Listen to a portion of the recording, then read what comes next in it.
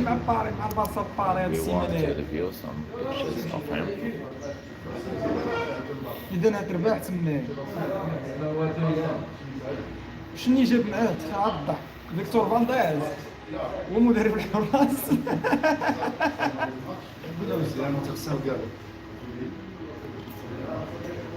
هو مدرب الحراس هذا. هو خام ضعيف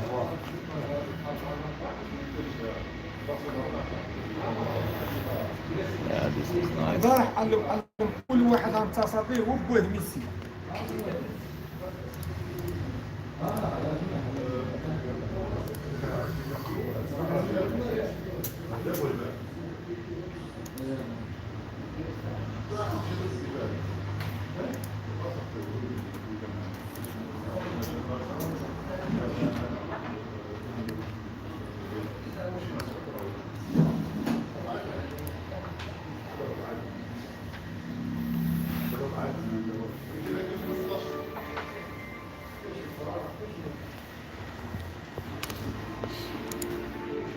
This is awesome.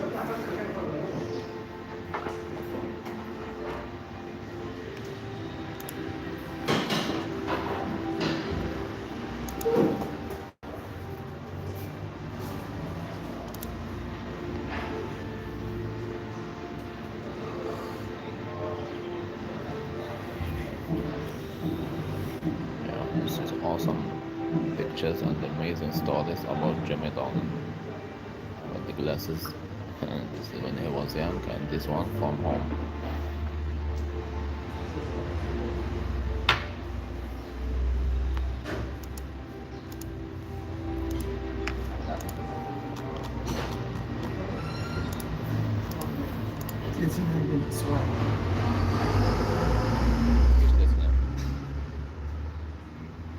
شافوا الشاي هو هنيت هذا نيت صاحبي.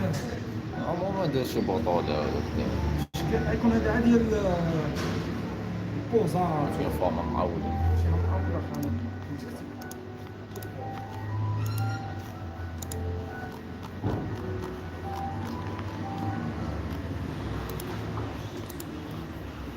الكرشي اللي كتلعب طبعا. الكرش إذا كانت عندك الكرش مسمترها.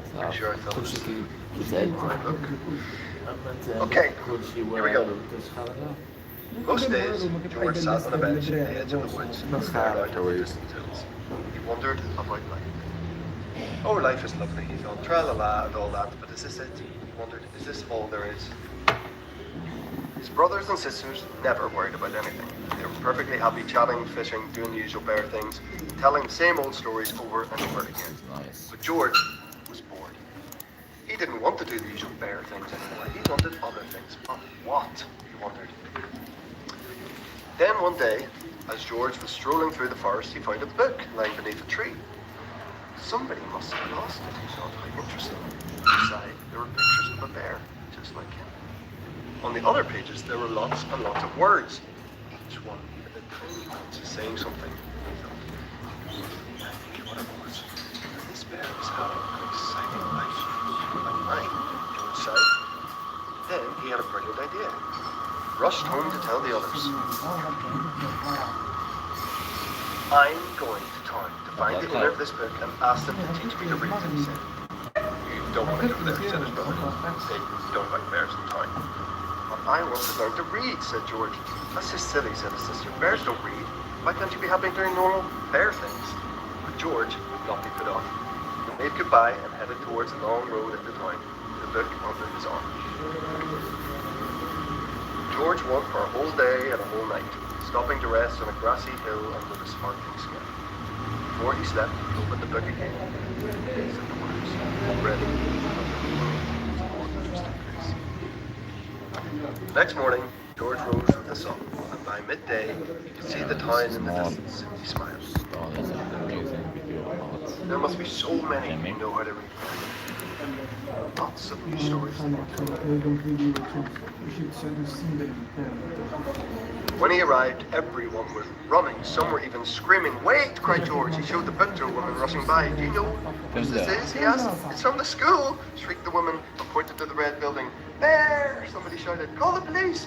Peculiar, thought George as he walked towards the school. Inside the school, there was complete silence.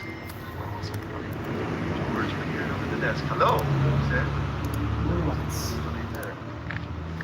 Suddenly, there was a shout. Freeze! Hands above your head. George was surrounded by policemen. What's the matter? He asked nervously. You're a gigantic, great, grizzly bear, shouted the chief of police. That's the matter. They moved towards him, holding up their shields. I don't want any trouble, said the chief. George didn't want any trouble either. It wasn't his fault he was a gigantic, great, grizzly bear. He held the book tightly in his paw. Just then, the doors burst open, and in walked a little girl called Clementine with her mother. Hey, cried Clementine, that's my book, and that's the bear in my book.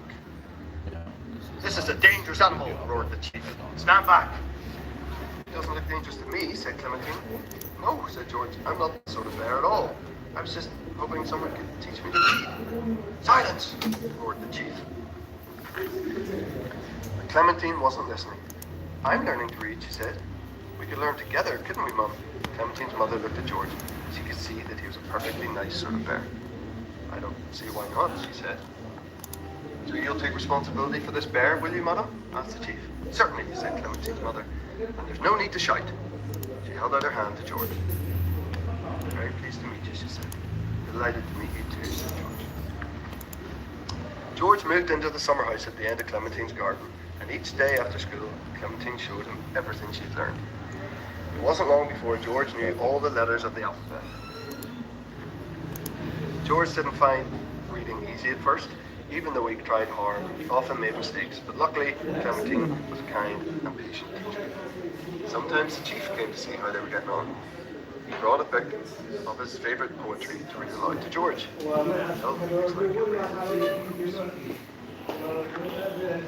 Then one day, Clementine said, I bet you can read this book all by yourself. George opened it and began. Once upon a time, a large brown bear found a book lying under a tree. He read the whole book all the way to the end. Bravo, said Clementine. He knew you could do it. That's for George.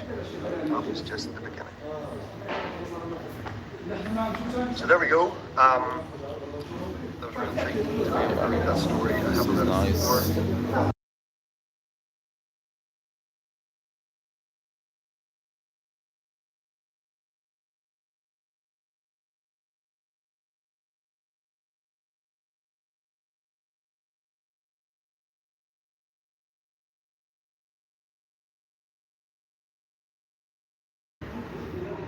And this is some stories from new projects.